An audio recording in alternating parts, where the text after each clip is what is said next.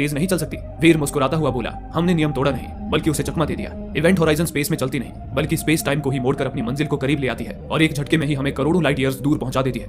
ये बात crew members के सिर के ऊपर से निकल गई। तब वीर ने एक कागज उठाया और बोला, मान लो ये कागज पूरा स्पेस टाइम है, यानी पूरा ब्रह्मांड। ये रहा पॉइंट ए जहां हम हैं और ये पॉइंट बी जहां हमें जाना है। अब बताओ ए से बी तक पहुंचने का सबसे छोटा रास्ता क्या होगा? इंजीनियर जस्टिन ने जवाब दिया, एक सीधी लाइन। गलत, वीर ने कहा और एक झटके में कागज को मोड़कर पॉइंट ए और बी को एक साथ मिला दिया। सबसे छोटा रास्ता है कोई रास्ता ही ना हो। इवेंट होराइजन में है एक ग्रेविटी ड्राइव, एक वर्म होल जनरेटर, एक ऐसी एडवांस्ड मशीन जो स्पेस को खींचती है, मोड़ती है और फिर बनाती है एक डायमेंशनल गेटवे, एक दरवाजा जो ब्रह्मांड के दो दूर दराज हिस्सों को एक ही जगह पर ला देता है, डिस्टेंस जीरो कर देता है और जैसे ही शिप उस दरवाजे से गुजरती है वो एक ही झटके में करोड़ों लाइट ईयर्स दूर पहुंच जाती है। उसके बाद स्पेस फिर से अपनी असली अवस्था में लौट आता है। ये सुनकर सारे क्रू मेंबर्स के चेहरे हैरानी से वीर को घूर रहे थे। कूपर ने पूछा, इवेंट होराइजन के बारे में आप इतना कैसे जानते हैं डॉक्टर? वीर बोला, क्योंकि इवेंट होराइजन को बनाने वाला मैं ही हूँ। अब जस्टिन ने पूछा, आपने कहा कि इवेंट होराइजन फटा नहीं था, तो फिर क्या हुआ था उसके साथ? कहाँ थी वो शिप सालों से? वीर ने जवाब दिया, इसी का पता लगाने तो हम यहाँ आए हैं। अपने पहले मिशन में ही इवेंट होराइजन का गेटवे खुला और वो क्रू मेंबर्स को लेकर बस गायब हो गया। 7 साल तक उसका कोई सुराग नहीं मिला था, लेकिन कुछ ही समय पहले हमें नेपच्यून के ऑर्बिट से ये रेडियो ट्रांसमिशन मिला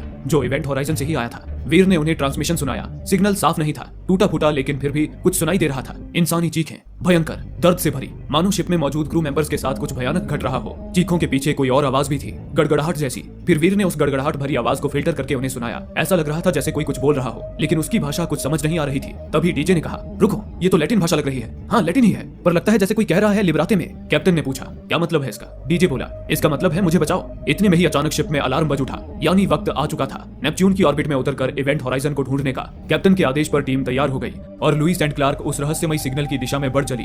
आसमान तूफानी बादलों से घिरा था, गहरे, भारी और डरावने। शिप जैसे ही नीचे उतरी, उनके सामने थी इवेंट होराइजन, एक विशालकाय शिप, बिल्कुल खामोश, जैसे कोई प्राचीन मंदिर जो सदियों से अकेला खड़ा हो, इंतजार करता हुआ। कम्युनिकेशन ऑफिसर स्टार्क ने उस शिप के क्रू मेंबर से संपर्क करने की कोशिश की, लेकिन उसे किसी का भी जवाब नहीं आया। फिर स्टार्क ने शिप में बायोस्कैन शुरू किया, ये देखने के लिए कि अंदर कोई जिंदा बचा भी है या नहीं। पर जो नतीजा सामने आया वो चौंकाने वाला था। स्कैनर शिप के अंदर किसी जीवित चीज की लोकेशन दिखाने के बजाय पूरी शिप को ही बार बार लोकेट कर रहा था, जैसे कि वो पूरी शिप ही जीवित हो। हालांकि ये नामुमकिन था। स्टार्क ने कैप्टन से कहा कि शायद स्कैनर में ही कुछ गड़बड़ी आ गई है, अब बस एक ही तरीका बचा था। कैप्टन ने शिप के अंदर जाकर सर्वाइवर्स को ढूंढने का फैसला किया। उन्होंने अपनी शिप से एक ब्रिज बाहर निकाली और उसे इवेंट होराइजन के एयरलॉक से जोड़ दिया। फिर captain Miller, medical technician Peters और इंजीनियर जस्टिन स्पेस सूट पहनकर इवेंट होराइजन में दाखिल हुए। अजीब सी खामोशी थी अंदर और साथ ही जानलेवा ठंड भी।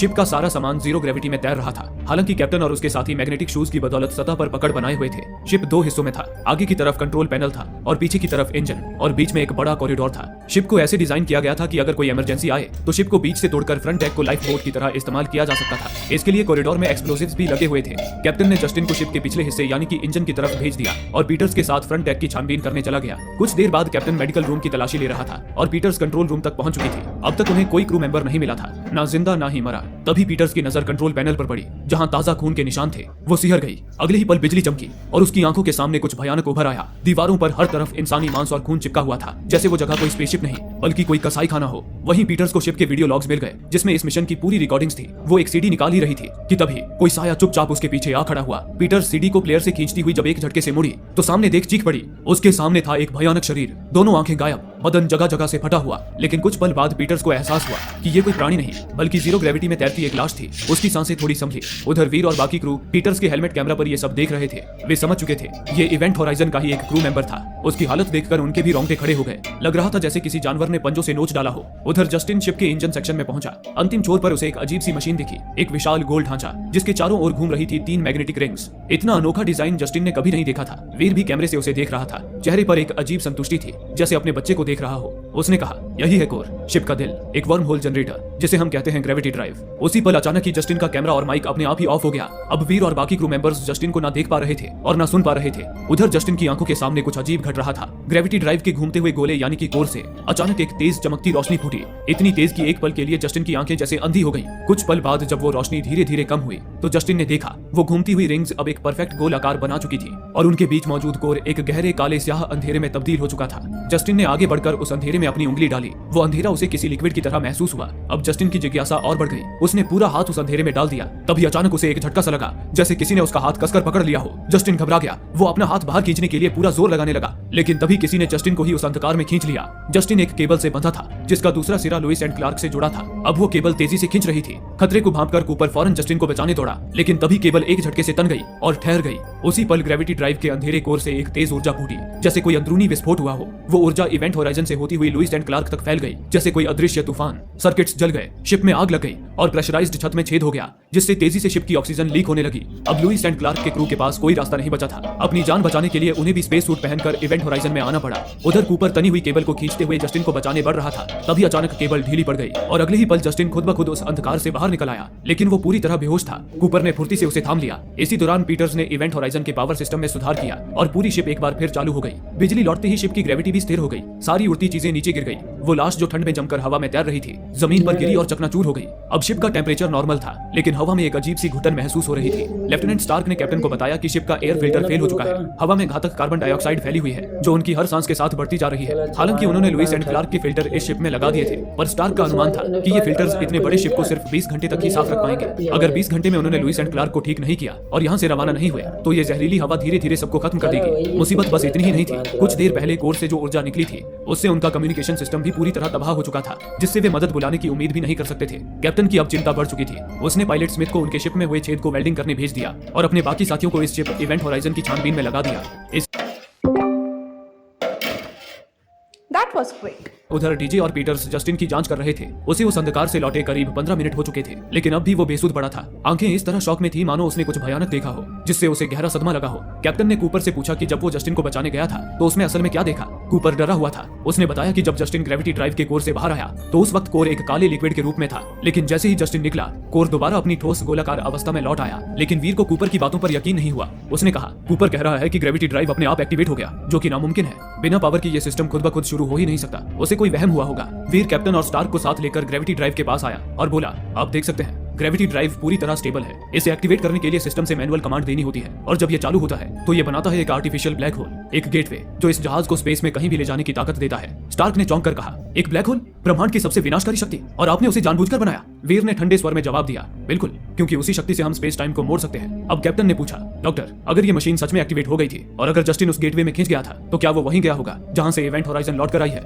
वीर ने शांत स्वर में कहा, सिद्धांत के अनुसार हाँ, लेकिन जैसा मैंने कहा, गेटवे खुद ब खुद ओपन नहीं हो सकती। आप जो 3 मैग्नेटिक रिंग्स देख रहे हैं, ये ब्लैक होल को स्टेबल रखने के लिए घूमती हैं। जब तक ये कंट्रोल में है, कोई भी चीज खुद ब खुद इसके अंदर नहीं जा सकती। लेकिन कैप्टन को उस ग्रेविटी ड्राइव से खतरे की महक आ रही थी। उसने अपनी पूरी टीम को सख्त हिदायत दी कि वे इस एरिया से दूर ही रहें। इसी दौरान दूसरी ओर पीटर्स बेहोश पड़े जस्टिन के साथ मेडिकल रूम में थी और शिप इवेंट होराइजन के वीडियो लॉग्स देख रही थी। तभी उसे किसी की आहट आई, आहट जैसे कि कोई उस कमरे में घूम रहा हो। पीटर्स सहम गई और एक चाकू उठाकर इधर उधर देखने लगी, और उसे वहां कोई भी नजर नहीं आ रहा था। तभी उसने कुछ देखा, एक स्ट्रेचर जो टेंट से ढका था, उसके अंदर कुछ हलचल हो रही थी। लग रहा था जैसे अंदर से कोई टेंट को अपने नाखूनों से खरोंच रहा हो। पीटर्स की जान उसकी हलक में अटकी थी। वो किसी तरह हिम्मत करती हुई चाकू लेकर टेंट के करीब आई और एक झटके से टेंट हटाकर चाकू से वार करने को हुई। पर तभी उसने जो देखा, उसके हाथ पांव अचानक वहीं के वहीं जम से गए। उसके हाथ से चाकू छूटकर गिर गया और आंखों से आंसू की धार बहने लगी। अंदर उसका नन्हा बेटा था। उसके पैर पर गहरे घाव उभरे हुए थे, मानो उसका पैर सड़ रहा हो। लेकिन ये तो नामुमकिन था, क्योंकि उसका बेटा तो कुछ साल पहले मर चुका था। लेकिन अभी पीटर्स अपने बेटे को साक्षात देख रही थी। इतने में ही पीछे से डीजे वहां आया। उसने पीटर्स के कंधे पर हाथ रखा और पूछा,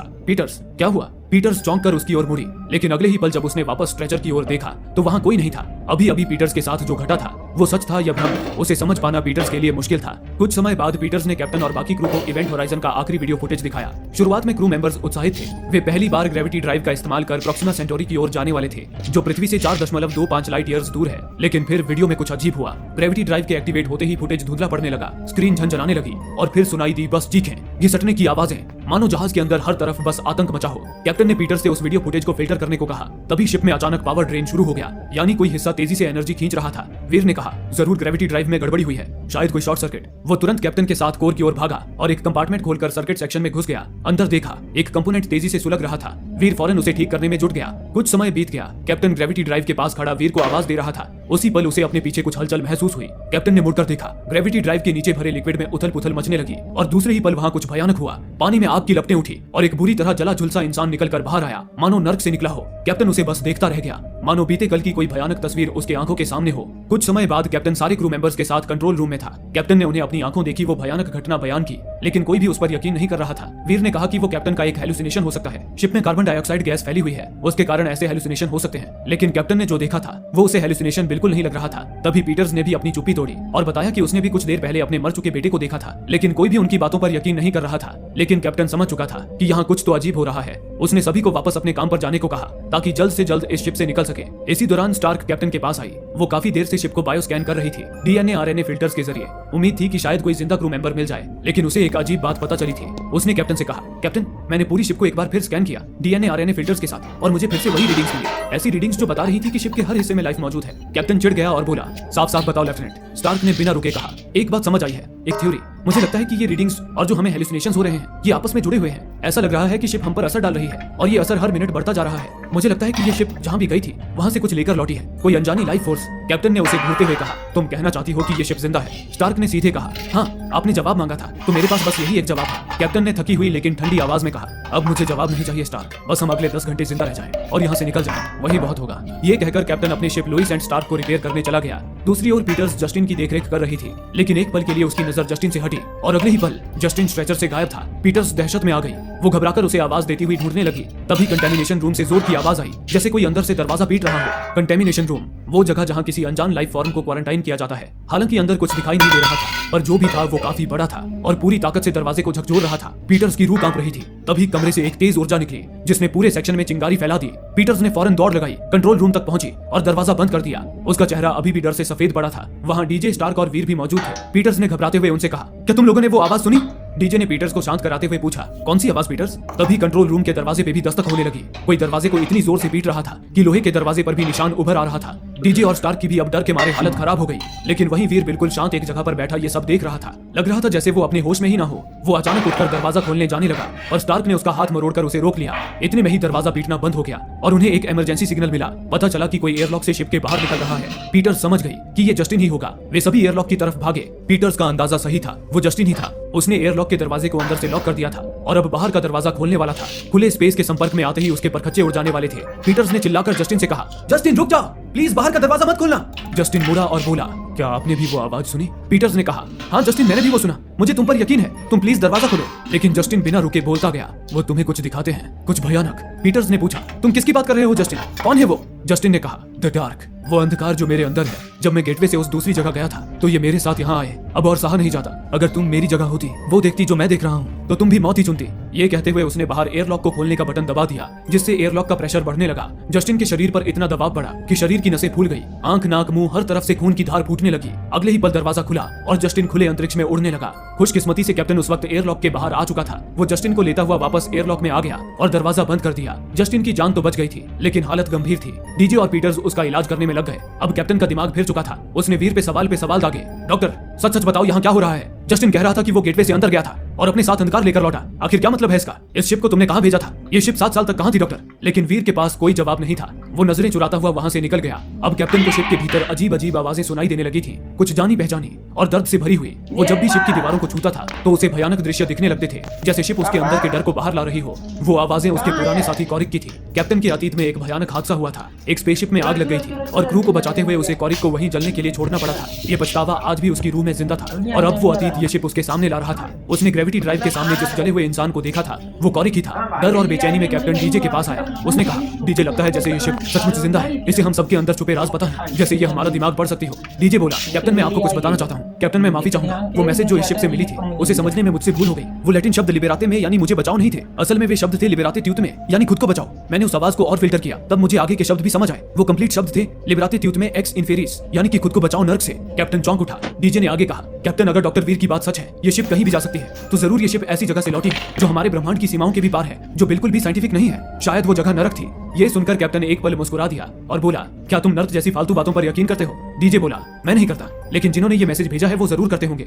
इसी बीच कैप्टन ने टाइम चेक किया। अब उनके पास सिर्फ 20 मिनट बचे थे, जिसके बाद शिप की हवा पूरी तरह जहरीली हो जाती। लुइस एंड क्लार्क लगभग रिपेयर हो चुकी थी, लेकिन अभी तक ये नहीं पता चल सका था कि इवेंट होराइजन के क्रू के साथ आखिर हुआ क्या था। उधर पीटर्स लगातार वीडियो लॉग्स को फिल्टर कर रही थी, लेकिन बार बार फेल हो रही थी। अब वो हार मान चुकी थी कि तभी स्क्रीन पर कुछ अपने आप ही उभर आया। वीडियो अब साफ थी। पीटर्स ने सबको बुला लिया और जो उन्होंने देखा वो किसी पूरे सपने से कम नहीं था। इवेंट होराइजन के क्रू पागल हो चुके थे, दरिंदों की तरह एक दूसरे को मार रहे थे। कोई मांस चबा रहा था, किसी के मुंह से टेंटिकल्स निकल रहे थे, कोई खून की उल्टियां कर रहा था। और फिर सबसे डरावना पल, शिप के कैप्टन ने अपनी ही आंखें नोच डाली थी। ये मंजर देखकर सभी की रूह कांप गई। कैप्टन ने क्रू से कहा, बस अब बहुत हो गया, अब हम यहाँ एक पल भी नहीं रुकेंगे, अभी के अभी सब अपनी शिप पर चलो और यहाँ से निकलो। लेकिन वीर के अंदर अब अजीब सी सनक भर चुकी थी। उसने कहा, मिशन का क्या कैप्टन? हम कहीं नहीं जा रहे, मेरे इस शिप के बिना तो बिल्कुल भी नहीं। ये सुन कैप्टन ने गुस्से में कहा, डॉक्टर हमारा मिशन था क्रू को रेस्क्यू करना, जो कि अब जिंदा नहीं है। तुम्हारी इस मनुष्य शिप ने उन्हें मार दिया डॉक्टर। अब इससे पहले कि ये हमारी भी जान ले हम यहाँ से निकल जाएंगे। ये कहकर कैप्टन ने अपनी टीम को आदेश दिया, स्टार्क जल्द से जल्द इस शिप के सारे वीडियो लॉग्स डाउनलोड करो। डीजे तुम जस्टिन को शिप पर लेकर जाओ और पीटर्स स्मिथ के साथ जाओ और हमारी शिप के फिल्टर्स निकाल लाओ जल्द से जल्द। ये कहकर कैप्टन कॉरिडोर की तरफ जाने लगा। कैप्टन अब अपना फैसला ले चुका था। जैसे ही वे अपनी शिप लुइस एंड क्लार्क में लौटेंगे, इवेंट होराइजन पर मिसाइल दागकर उसे हमेशा के लिए खत्म कर देंगे।